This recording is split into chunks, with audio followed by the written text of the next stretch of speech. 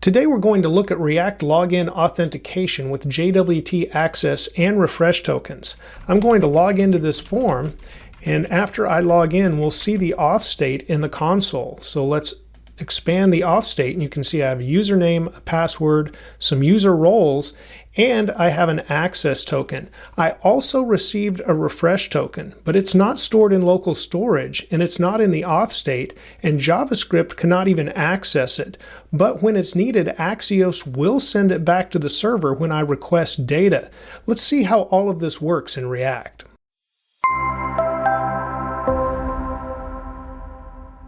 Hello and welcome. Hi, I'm Dave. Today we're going to learn about React Login Authentication with JWT Access and Refresh tokens. This is more of an intermediate level React tutorial than it is beginner. And while this tutorial provides information on its own, it is part of a series where we first built the registration form, followed by building the login form, and then we applied user roles to access protected routes with React Router. And if you've completed my Node.js for Beginners course, you've already built the backend that we're using in these tutorials. I'll share links in the description to all of these and the source code for this tutorial too. In this tutorial, I want to teach you how to handle access tokens and refresh tokens properly in the client, which means the front-end code that runs in the browser.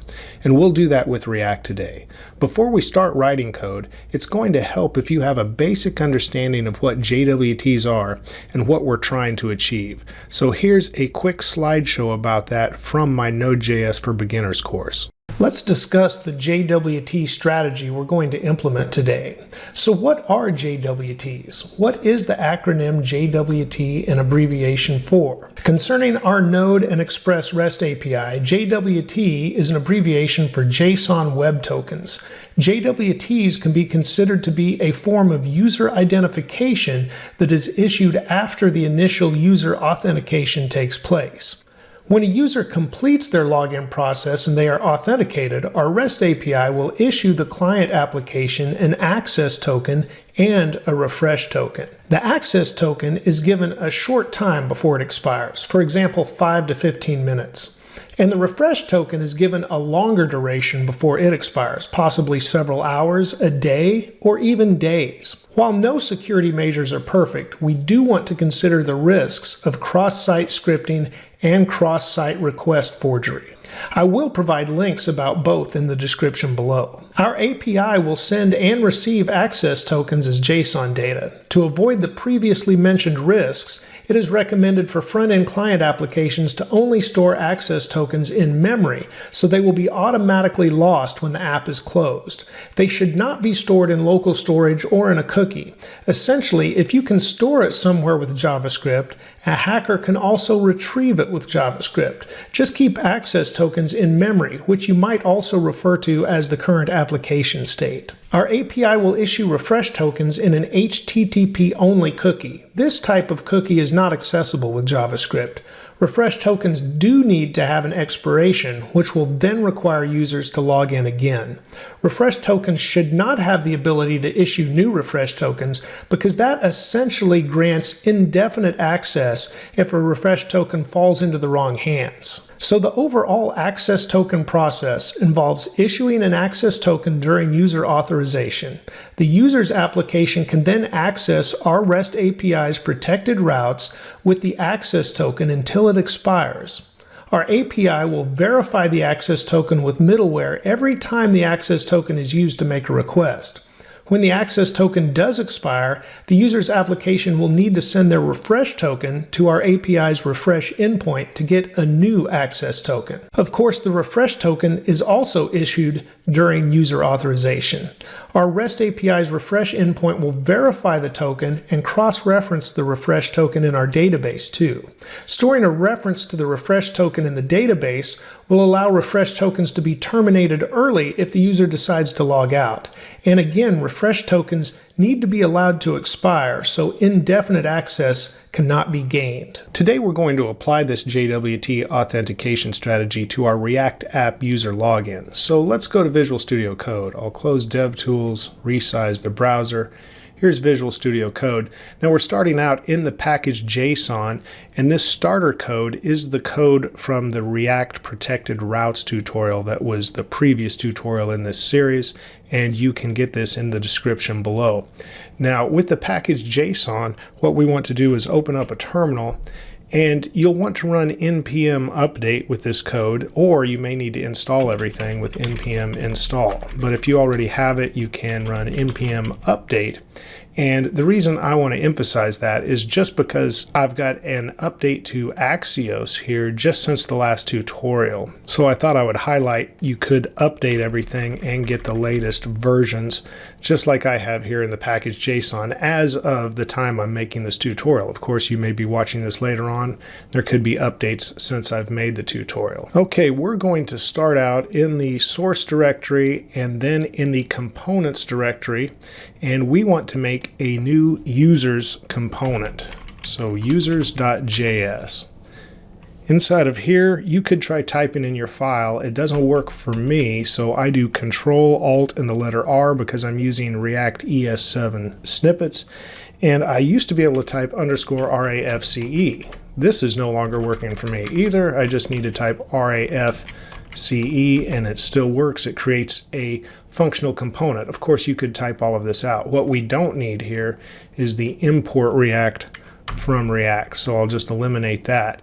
This does create the user's component, but I do need to import some things at the top. So I'm going to import and bring in useState right away. There we go. And after that, we'll start inside the component, and I'm going to define the state. So I'll say const, then I'll have users and set users, and then we'll set this equal to useState.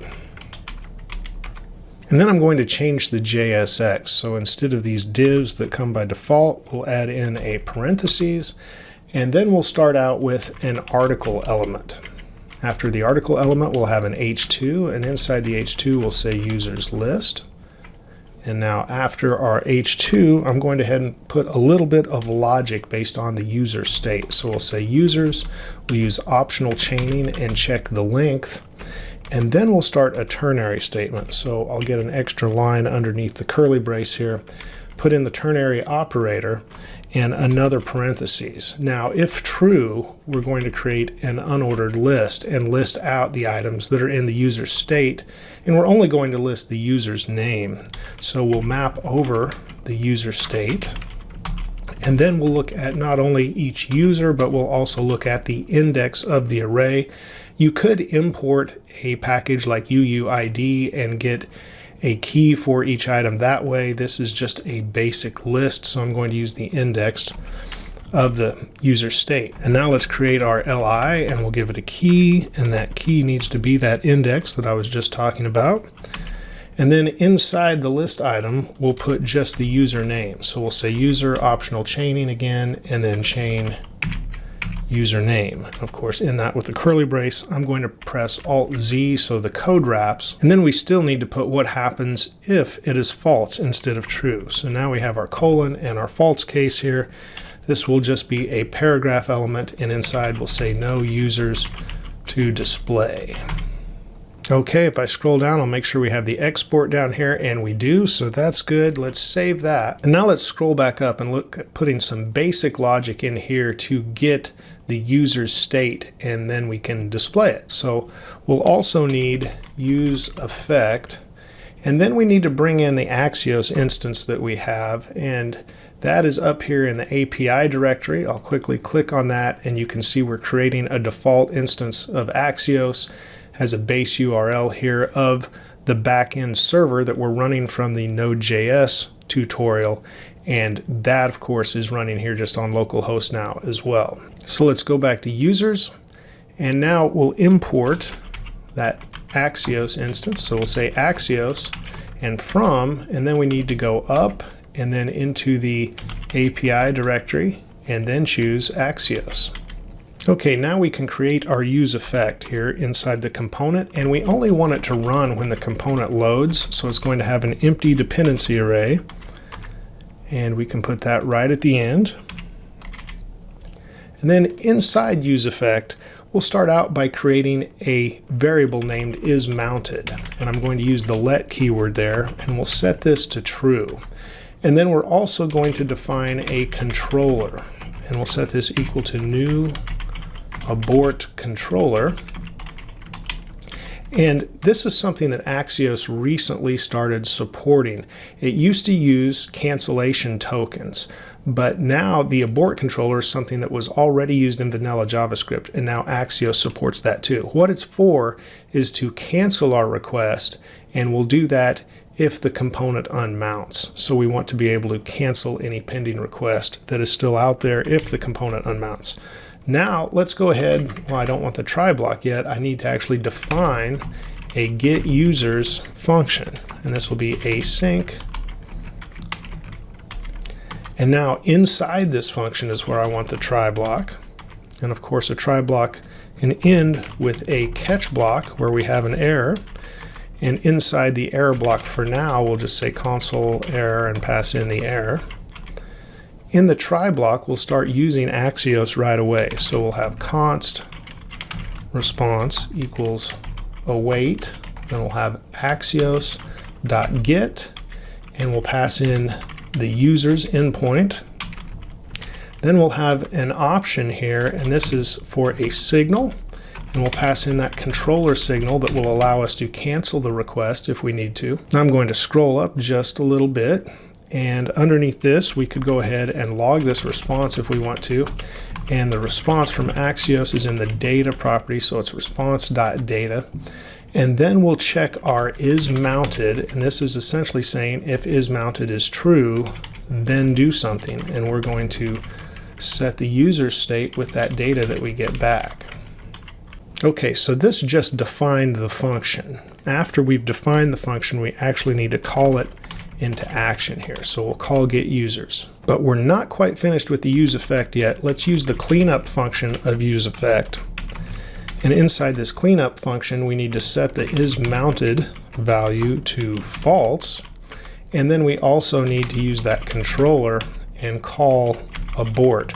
And the cleanup function, of course, runs as the component unmounts. So this is what we would want. So we're not going to attempt to set the state. We would check this and see it's false, so we won't attempt to set users, which is state that's stored inside the component. Likewise, we'll abort any requests or cancel any requests that we have pending when the component unmounts. So you want to do both of these things in the cleanup function of useEffect. Okay, and with that, we are finished with the users component for now. And I say for now because we're going to have to apply that JWT strategy and come back. But I want to show the users component working, and then also, of course, when it fails. So let's come up to the admin component, and let's import that users component.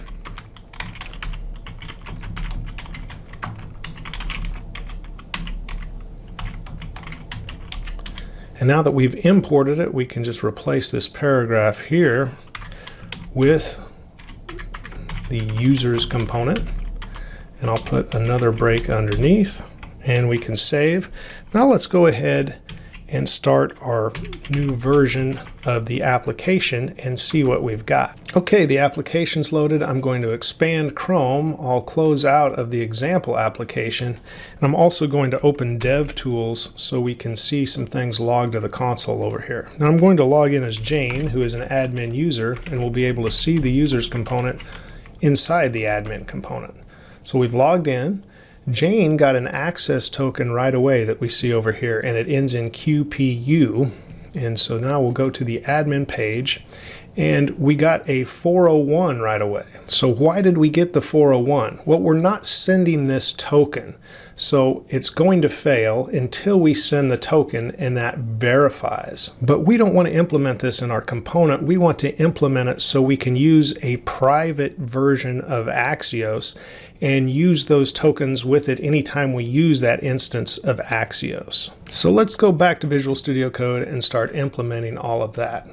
So we've resized Chrome. We'll go back to VS Code.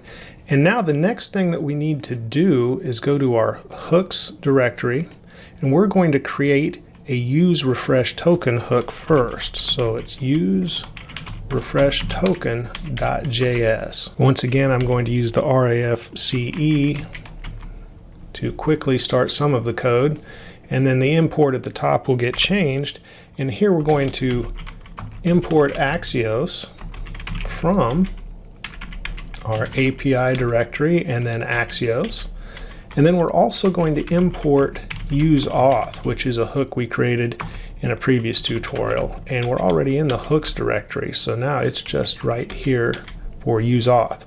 Okay, we've got both of those. The first thing we'll do inside our useRefreshToken hook is to pull in the setAuth from useAuth. And now we need to create a function, I'll just call it refresh. This will also be an async function. And inside refresh, we'll use Axios right away. So we'll say const response equals await Axios.get, and we're going to go to the refresh endpoint. And now we'll have an object again, and here we'll set with credentials to true. This is very important because this is the setting that allows us to send cookies with our request. And this request is going to send along our cookie that has the response token. It's a secure cookie that we never see inside of our JavaScript code, but Axios can send it to the backend endpoint that we need it to. After that, we're going to go ahead and set the auth state, and we're going to use the previous function, so we get the previous state here.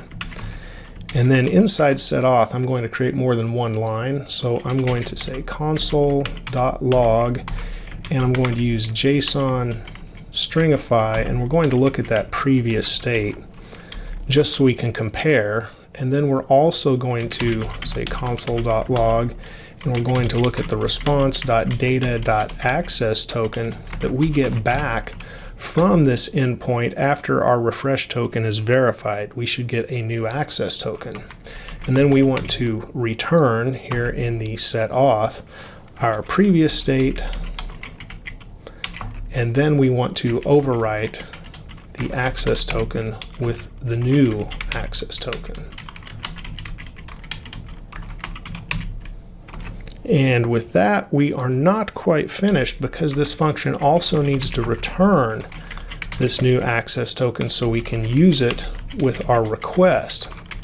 Because we will call this function when our initial request fails, when our access token is expired. Then it will refresh, get a new token, and we will retry the function. Now again, here we've just defined the refresh function. We have not used it yet, but we don't want to call it here. We actually want to return it from this hook. So we're going to return refresh. And then we should have an export default down here, and we do. So that is our useRefreshToken hook. Now to test this hook out, we can go back into our users component and import it. We won't want to keep it here permanently. This is just to test it out. So we'll say import useRefreshToken. And now we've pulled it in from the hooks, then we can use it here. So let's define our refresh function from useRefreshToken. And now we can create a button inside of our JSX, and we'll just see what happens when we click it. So now underneath, we'll add a button element, and we'll give this button element an onClick. Inside the onClick, we'll have an anonymous function. And inside the anonymous function, we'll call the refresh function. So let's just put refresh as the text on the button for now, and we'll save it. And as a final touch here, it might even look better if we put a break underneath it. So there we go. Save that. Now let's go back and look at this inside of our application again. So now we have a refresh button here. I'll expand Chrome and open up DevTools again. Let's clear out all of the errors. But now let's hit this refresh and see what we get. Okay, so here was the previous state, and we had an access token that ended in SQPU. Now we have an access token that ends in 7HU0. So you can see we logged the previous state, and now our new state is going to have this new access token.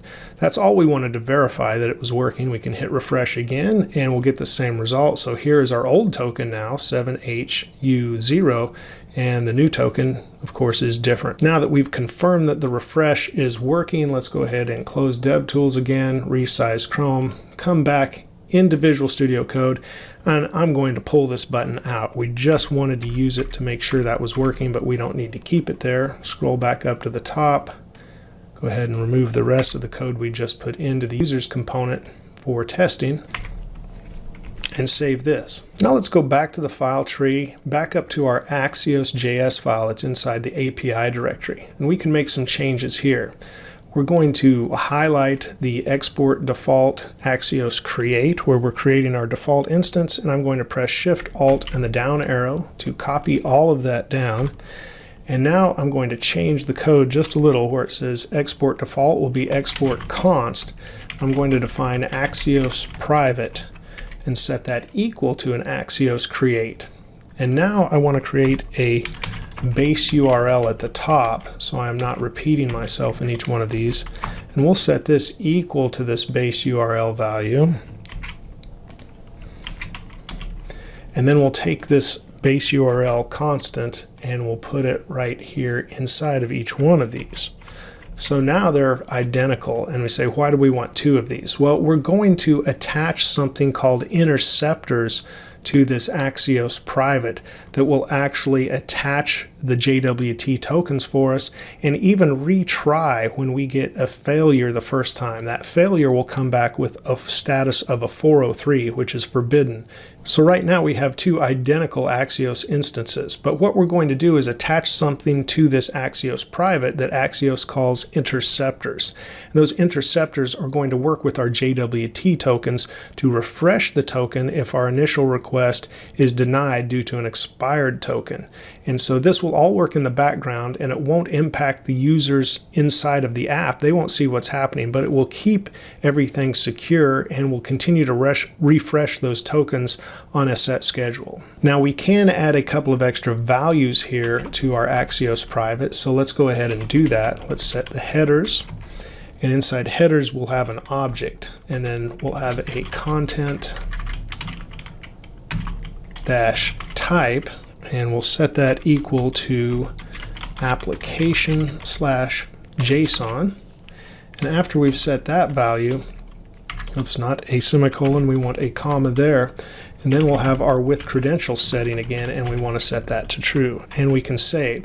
Now these will all be attached to every request that is from the AxiosPrivate instance. And with that complete, let's go back to the hooks directory now and create a hook that attaches those Axios interceptors. So inside the hooks directory, I'm going to create useAxiosPrivate.js. Now this isn't a useAxios hook that abstracts everything and you pass in a large object with all the values. I've seen many tutorials and articles on that. That's not what this is. This hook will just be to attach the interceptors to this Axios instance. So we need to start by importing the AxiosPrivate that we just created.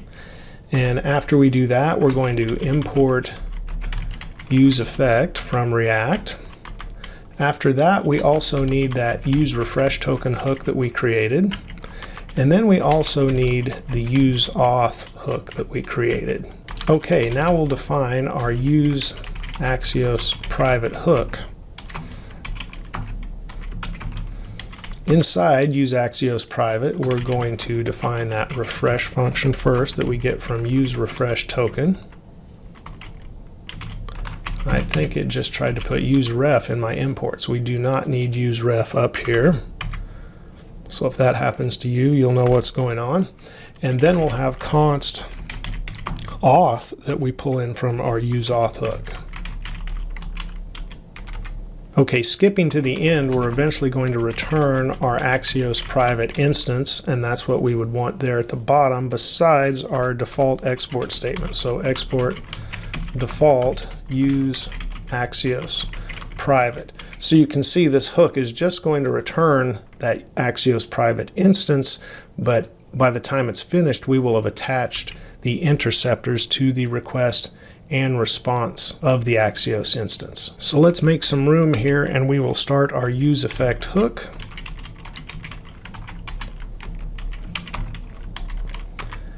And now we'll have a dependency array, and we are going to use both the auth state and the refresh function inside of this useEffect, so we can pass those into the dependency array. Let's scroll up for some more room. Now, interceptors, you could think of these much like vanilla JavaScript event listeners. So they get attached, but we'll also need to remove them, because if not, you could attach more and more, and we wouldn't want that. It would create a mess with our requests and responses. But we'll start out in a backwards order with the response interceptor first. So I'll say const response intercept, and let's set this equal to axiosPrivate.interceptors.response.use, and I'm going to press Alt-Z to wrap the code, but I'm also going to press Control-B to hide the file tree so we get some more room. Okay, now that we have got our axios.interceptors.response.use, what we'll do is get the response, and if the response is good, we'll just return the response. But otherwise, we'll have an async error handler here. So this is if, for example, our token has expired. We have an access token with a short time span or short lifespan, and if it's expired, we will be in this async error handler then. The first thing we want to do is get the previous request, and we get that from Axios by accessing the config property. And I'm using optional chaining just to be safe there if for some reason the config wouldn't exist.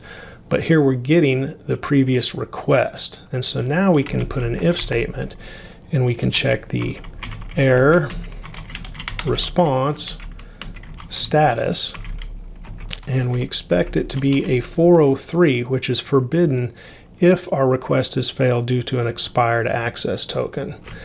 And then we're also going to check a private property on the request that we'll set called sent. And this is saying if sent does not exist, or if it is not true, essentially. And that is because we don't want to get in this endless loop that could happen of 403. So we only want to retry once, and the sent property indicates that. So here we'll set previous request.sent equal to true as the first thing we do inside this if statement. The next thing we'll do is get a new access token by calling await and our refresh function. So now we'll get that new access token returned. We already saw that the refresh function was working as we planned.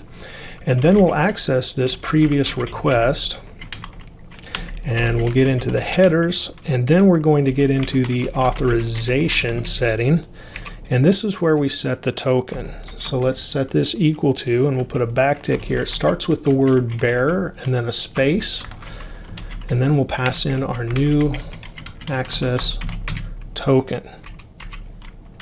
And now that we've got the new access token in there, all we need to do is return and call AxiosPrivate again and pass in this previous request. So we've updated the request with our refresh token, so we should have a new access token, and now we're making the request again. Now, as I mentioned, these interceptors don't just remove themselves. They could pile on, and we could have many response interceptors if we didn't remove them. So I'm scrolling up a little, and we'll use this cleanup function inside of useEffect, which is perfect for removing them. And so now we'll say axiosPrivate.interceptors.response.eject, and here I actually need the name of the interceptor, which is why we set it here, and we'll pass it into the eject, and that will remove it when the cleanup function runs, and that's exactly what we need. So now let's scroll up, and I said I went in reverse order because we attached the response interceptor first. Everything should be okay, but if not, the access token fails and it ends up in the response. So that's why I wanted to do that first. And now we know we have possibly set a new access token in that authorization header. So now that we're dealing with the request, we'll define request intercept, and this is similar. I'll set it equal to axiosPrivate.interceptors.request.use, and request starts with a config, And now inside the function here, we're going to check the config, and we'll say if the config.headers, and we're checking that authorization that could have possibly been set. So we're saying if the authorization header does not exist, then we know it's not a retry. This will be the first attempt. So I once again want to access this config headers authorization. So I'll just copy that and paste it down, and I'm going to set that equal to, once again, a template literal that starts with bearer and a space, but here we'll get the actual auth state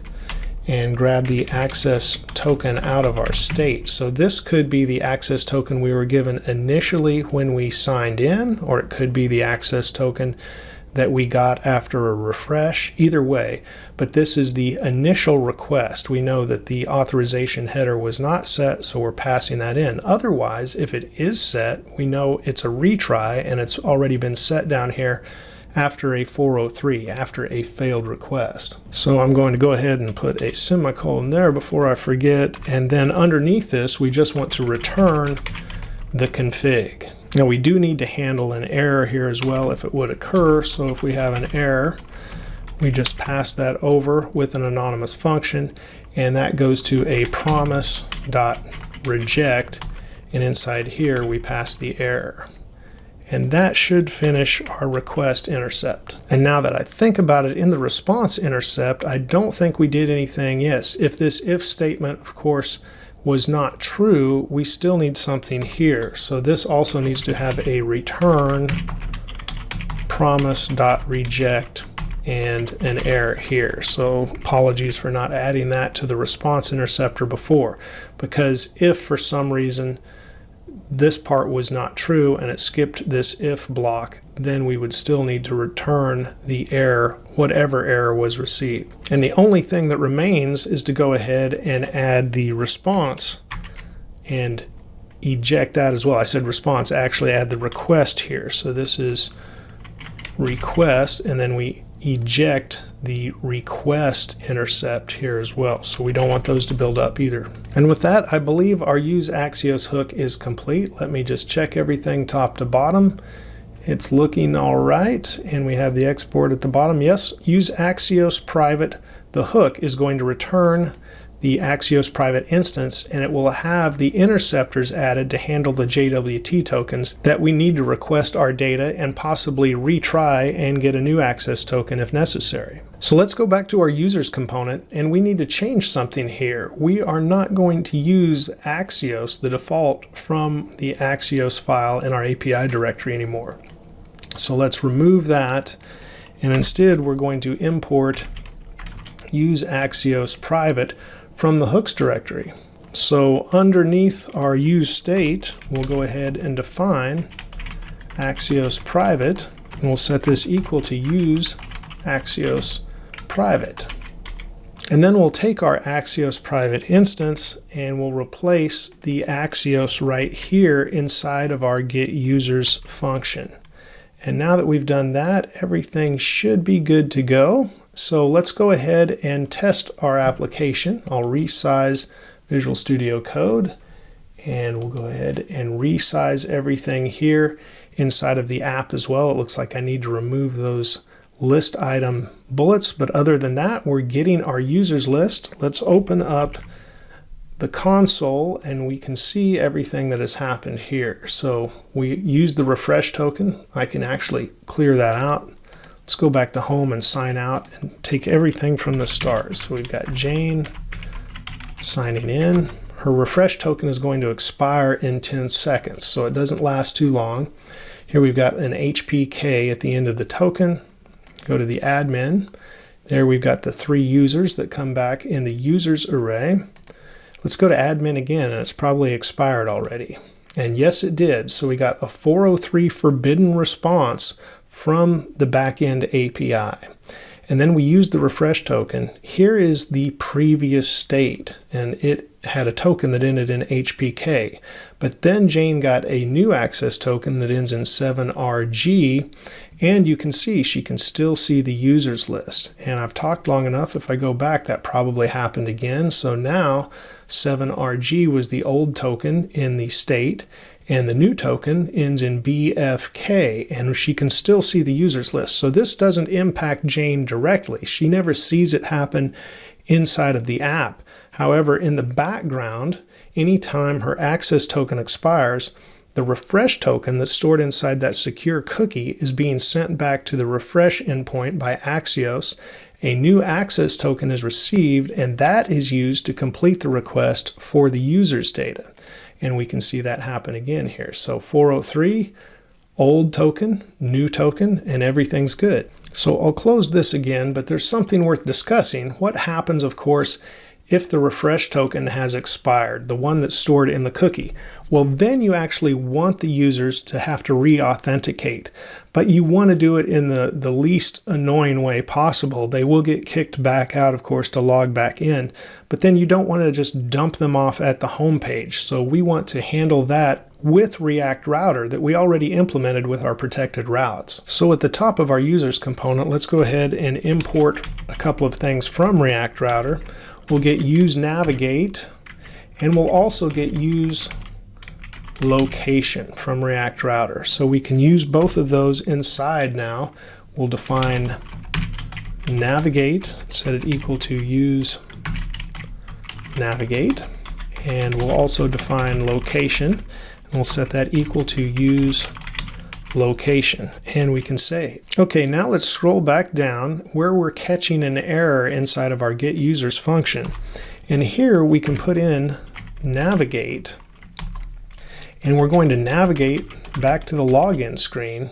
But then in the second parameter here, we can set some state that will help us send the user back to where they were instead of getting dumped back at just the home page after a new login. So we'll say state, and now we'll set a from property inside of state, and that's where we pass the location. And then we'll of course come out here and set another replace equal to true. Now we have done this in the previous tutorial as well when we were using protected routes, and what this does is take the location that they are coming from, say the admin component, and they got sent to the login, but they're going to replace the login in the browser history with the location that they were. So then after they log in, our login component sends them directly back to where they were. And that code was already added in a previous tutorial, but we can look at it quickly. And of course, you'll get all of this in the source code. So what we've got here is defining from, and we're getting this location.state.from. Of course, if it doesn't exist, then they just go to the home page. But we get all of that, and then in the handle submit here, when they log back in, navigate is also used here, and they're sent back to wherever they came from. So I'm going to close out of the login, and we'll make sure we've saved our users component.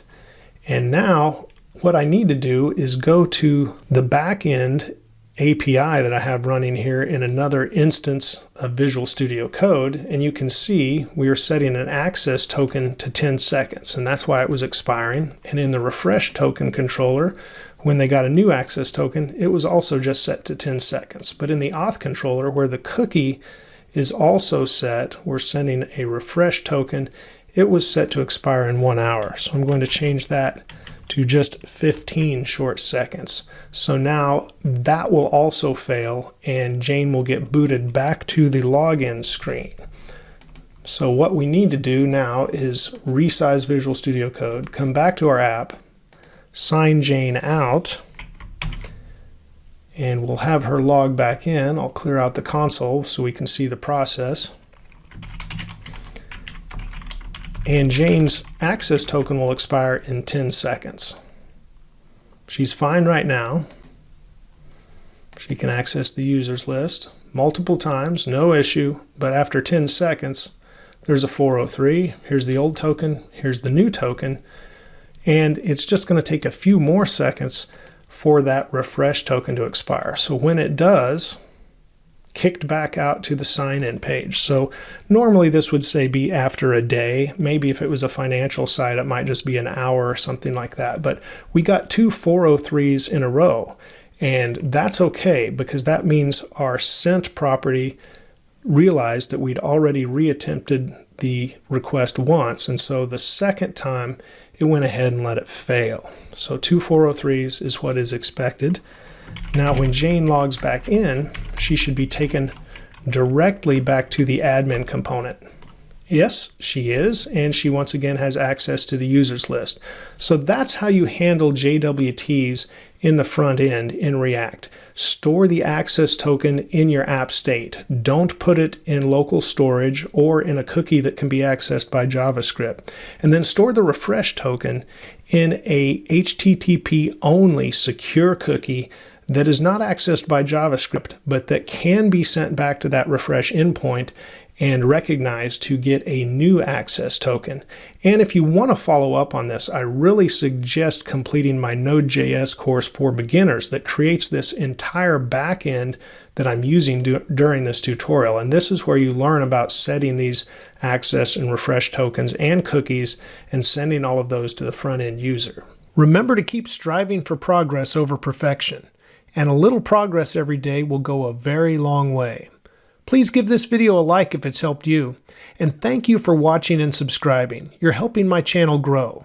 Have a great day, and let's write more code together very soon.